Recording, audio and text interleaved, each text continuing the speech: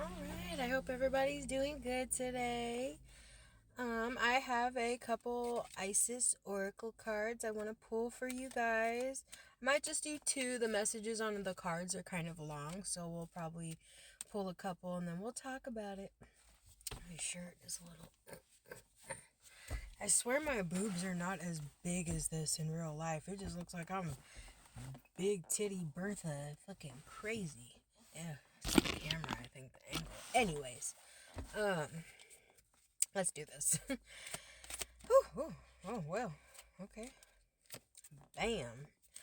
The Lunar Queen. There is a deep feminine wisdom that recognizes the importance of cycles of rest and replenishment as essential to balance our actions of power and demonstration. You are asked to allow this replenishment for yourself now, trusting that you are in a cycle of creation that is about to shift into a new phase. Release and enjoy the process without having to control or force it. So I'm getting that you could be somebody that doesn't really like to rest. Taking it easy could be hard for you. You might find yourself always feeling like you're not doing enough, or there's something else you could be doing other than relaxing or resting. It's kind of unfortunate, but we live in a society where, you know, the last thing they really want you to do nowadays is do nothing. And so, one second.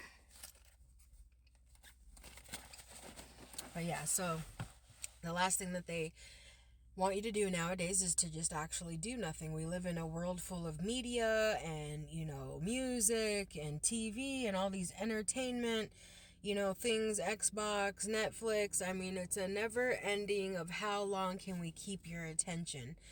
And I think, to be honest, the purpose of all of this being right in time with where we are astrologically for this year is they wanted to maybe see how many distractions they could have, in our faces by the time they knew this internal awakening was going to happen. And for those of you that don't know,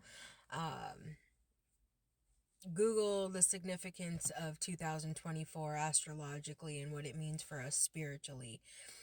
Even in the Bible, it talks about, Christ's second return, which is the internal Christ consciousness in all of us. It talks about how when you see the man bearing the pitcher, and that is Aquarius, and we have just now entered the year of Aquarius. So it is a pivotal time in history for us, believe it or not.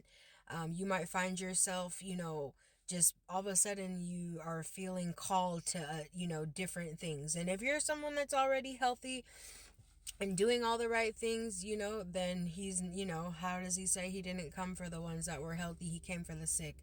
But the thing is there's going to be an internal awakening in all of us that's going to literally, have you wanting the healthier, more elevating and uplifting things for yourself. You're going to naturally be guided to a path that is specifically for you to get you to the best version of you. I just personally encountered my, awakening, I'd say about 2 years ago. My brother had it happen to him extremely fast, literally like overnight.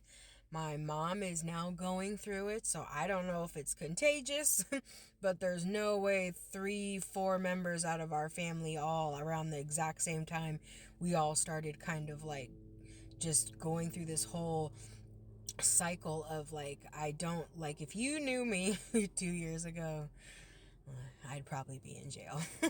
But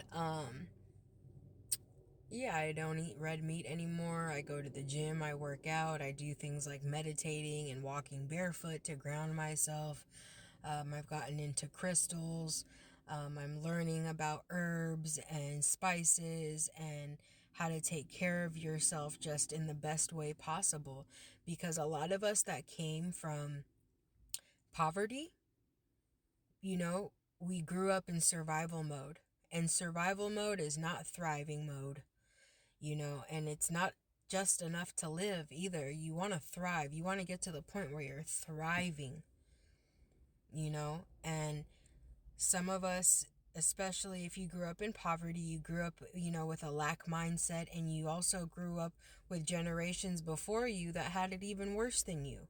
And so when you have generations of family that just doing the best they can with the little knowledge that they do have, you end up with, whooping your kids' ass and, talking crazy to them, or being functioning alcoholics, or, addicts and all this kind of stuff. And it just passes on the trauma bag to the baby. And then, 10 generations later, you got a baby carrying a bag that's so fucking heavy, they break. And then you get the addicts, and you get the, criminals, and you get the prostitutes, and you get, I won't give my personal opinion on much else, but it's a messed up cycle. And I can proudly say that with my daughter, all of that stuff ends with me.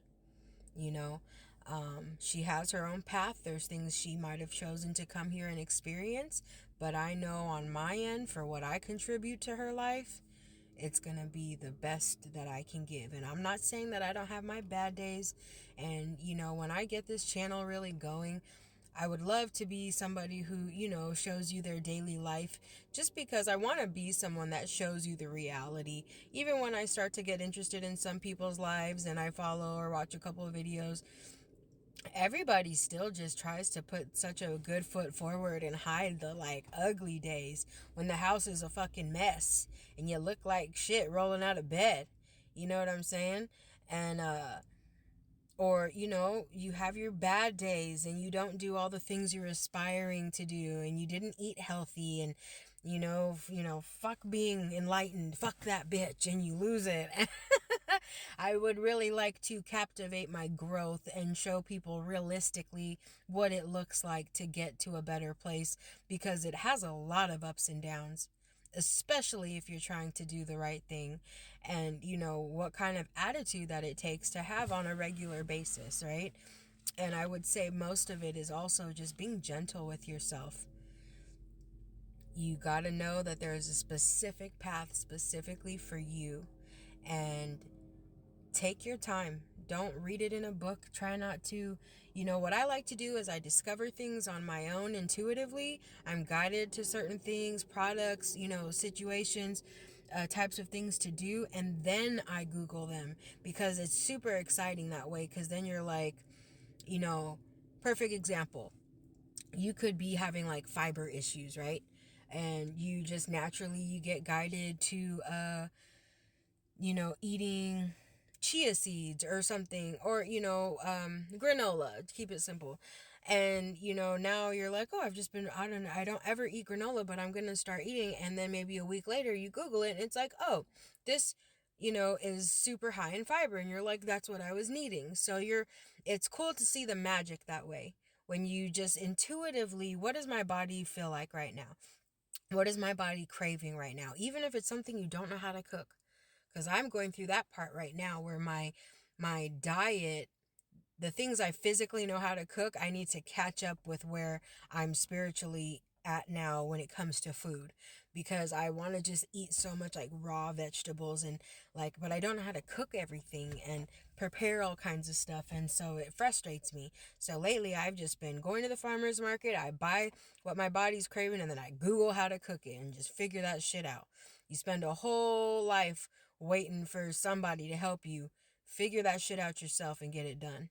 Do the things that your body is craving and wanting you to do, because it's trying to guide you. This is your clock, and let it work for you. This is your book. This is your Bible. Treat your temple the way it's supposed to be treated, because it's your temple and it loves you, and it's doing nothing but constantly trying to bring you back to that right path. So, listen to your body, love your body, and most importantly, I love you. All right, bye.